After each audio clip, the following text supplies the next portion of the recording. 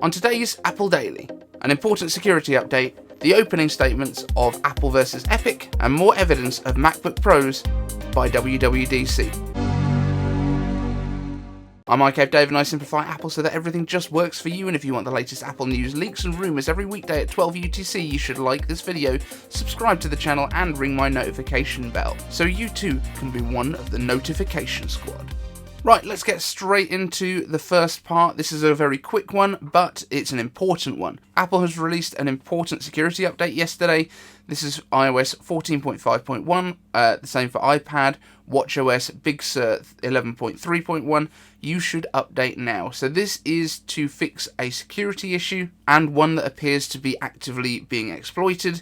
It involves memory corruption issue and an integer overflow which could be exploited by malicious content through web browsers. Now I'm not going to sit here and pretend I understand exactly what all that means. All I do know is that it means you should update your stuff. Now off you go, I'll wait. Now, you can finish watching the video, but let me know down in the comments if you've already updated. There don't seem to be any issues at all with this update, so don't worry. iCaveDave.com/merch. Next up, Apple versus Epic, day one. So the case is finally underway, a case that basically nobody wants.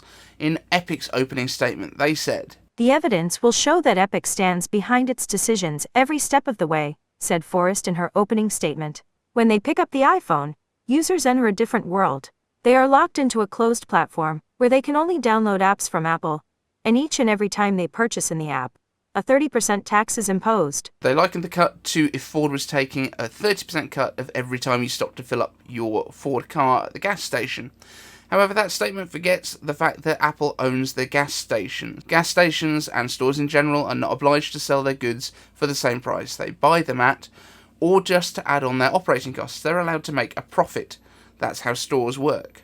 And they can price their products as they like. If you own the gas station, you get to take your cut. On Apple's side, Apple's attorneys argued that the App Store had unleashed a decade of economic growth for developers of games and apps. "Businesses have been launched that would not have otherwise existed were it not for the App Store," Dunn said. "Jobs have been created worldwide.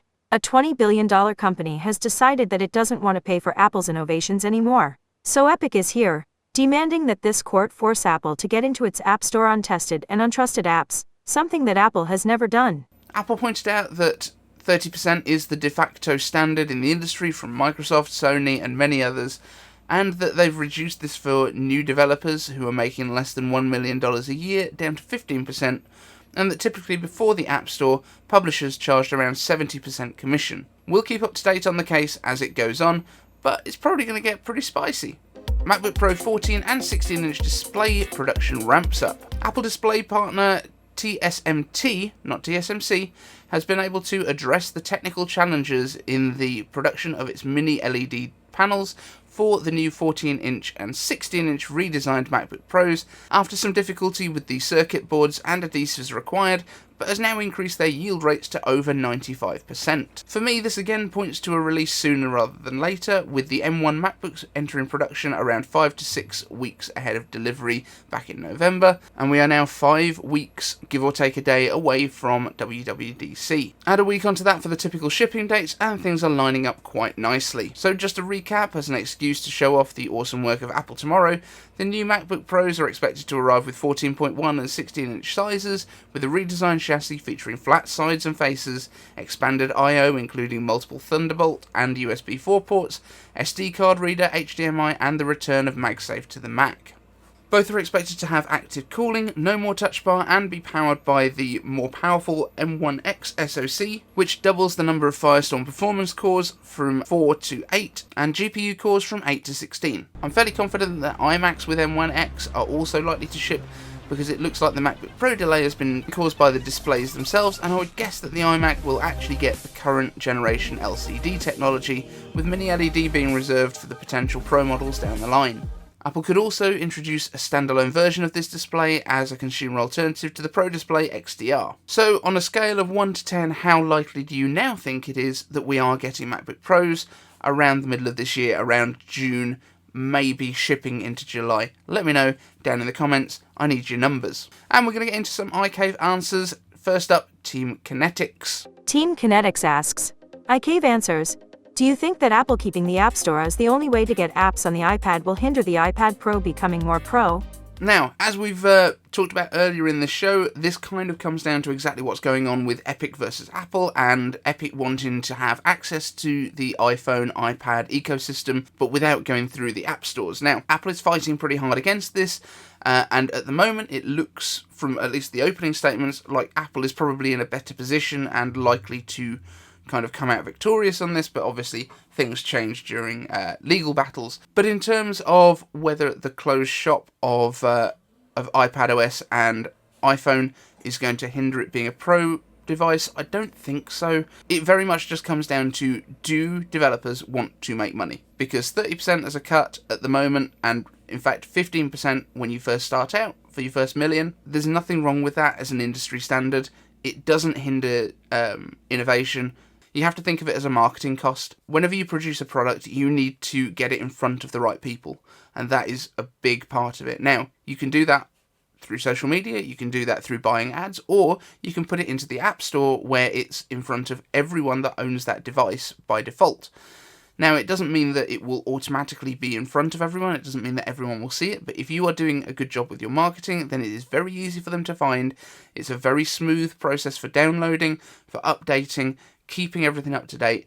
Once it's been bought by anyone, they can download it again when they need to, and it just makes a lot of sense. And I do think that a lot of these kind of stores is the way that things are going to go. Look at Steam. Steam's not changing anytime soon. I understand it's not the only way you can get games onto your system, but there's a lot of stuff that's exclusive in there, so in those cases it is the only way. So I don't think that it's going to be a limitation of a pro piece of equipment that you have to buy your apps from the App Store.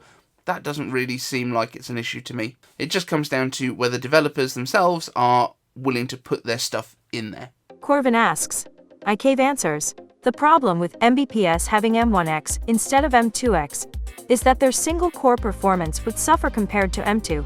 Why release the updated MBPS 4 months early with sucky single core performance and have updated errors and low-end MBPS in 4 months with screaming M2S? Browsers and UI responsiveness leverage single-core performance, not multi-core. Why not just have a massive release in the fall, just like always? Okay, so this comes down to a couple of factors. Number one is that if you release every product that you have in your line in one go, you have a lot of quiet for the rest of the year, and that's not good for a company. They want to try and dominate as much of the YouTube space as they possibly can. That's the reason that the iMacs with M1 didn't come out with the first MacBooks. So when M1 was released, actually Apple put out probably more products than we expected. Not many people were expecting to see a Mac Mini. Not many people were expecting to see a Pro and an Air. And also, there's not that much difference, but I think they could have probably put a fan into the Air and got the same performance that they're getting from the Pro. But by the by, the reason that they've held on to the iMacs, and we expected kind of the iMacs to come in spring. In fact, I predicted it in September before we'd even got any Apple Silicon at all. In September, I said it will be at the spring event, although I thought that was going to be late March, but so did everyone else. But Apple wants to be able to spread their product releases through the year, and the main reason for that is they want to be able to kind of dominate the mind share. If they only release products in the fall every year, then nobody's talking about them for the rest of the year. Now, in terms of the single core performance being sucky on an M1, it just isn't. The M1 is the most powerful, pretty much, single core performance you can find in anything. There's a couple of very, very high-end kind of ARM systems that do actually have higher single core, and I think one of the Intel 11th gens might beat it, but it's like ridiculously power hungry and just doesn't make sense to put in a laptop or anything.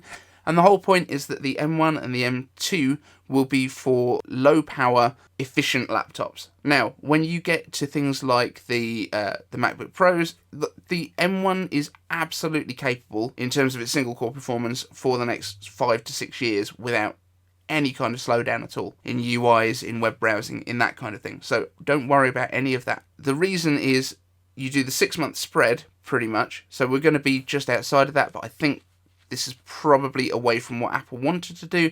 But you do the 6-month spread, so you do your efficiency stuff in September, October time, which is exactly when Apple releases the IP for those chips anyway, because they'll have the A15 coming out. The A14 is the core that's under the M1, the A15 will be the core under the M2, and then 6 months later you release your super powerful versions of these, where you ramp up the core counts and show off exactly what this hardware can really do when you push it to the limits. So hopefully that makes sense. I don't think there's going to be any issues with reduction in performance, because they're using M1 cores in the M1X.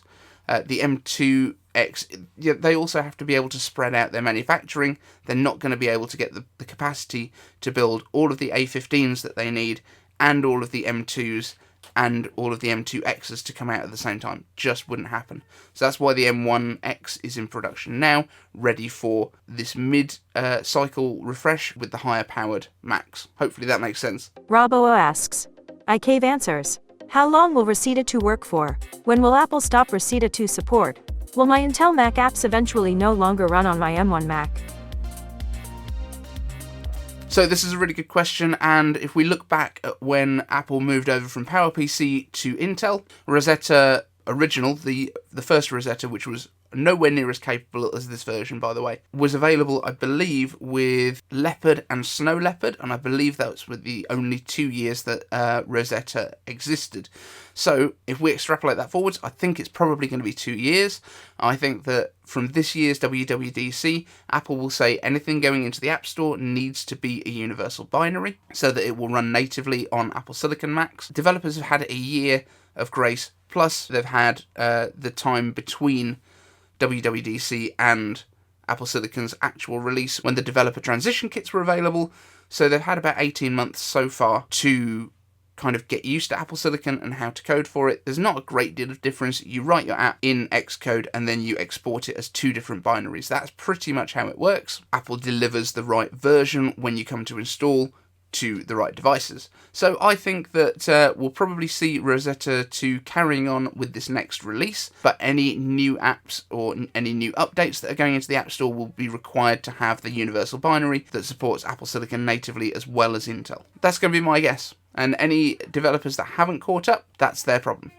Slower Cuber asks, iCave answers, have you heard anything recently about the previously rumored Apple Silicon discrete graphic card, codename LaFuca? So yes, things have gone a little bit quiet on LaFuca, which is the code name for Apple's own internal kind of discrete graphics card that they were developing.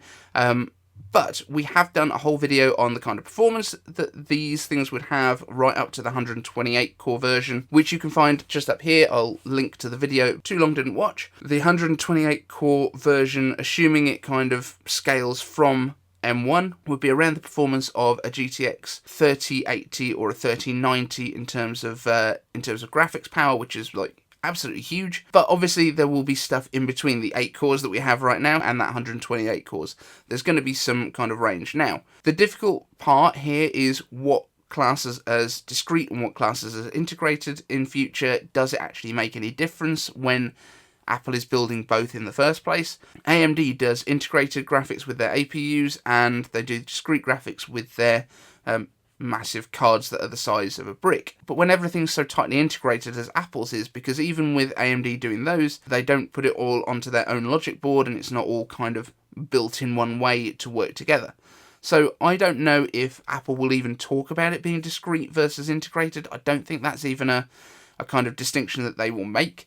But I think they will just talk about how incredible the performance is. I still don't think you're going to get options on graphics performance. I think it's going to be, if you get this computer, you will get this level of graphics. But that's my thoughts, is that it's not going to be something where you decide which discrete graphics you add to your MacBook or your iMac. I think there will be tiers that exist, but I don't think it's going to be a case of with this level of graphics or this level of graphics. I think it's just going to be part and parcel of different grades of systems. So it might be that you have the iMac that's just come out, and maybe they do an iMac Air that has a little bit more performance and an iMac Pro that has the most performance. And then your base level Mac Pro will have the iMac Pro performance, and then there is one that's more powerful than that. Maybe. But this is one of those things where we're purely speculating at this point. We just know that they are working on it, and hopefully we'll see it soon.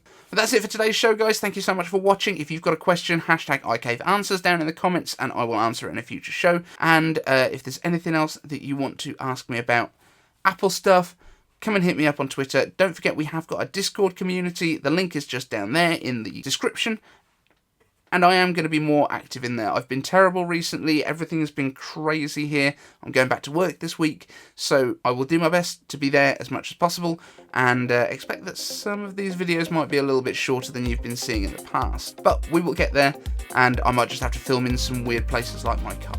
Thanks so much for watching, and we'll see you in the next one.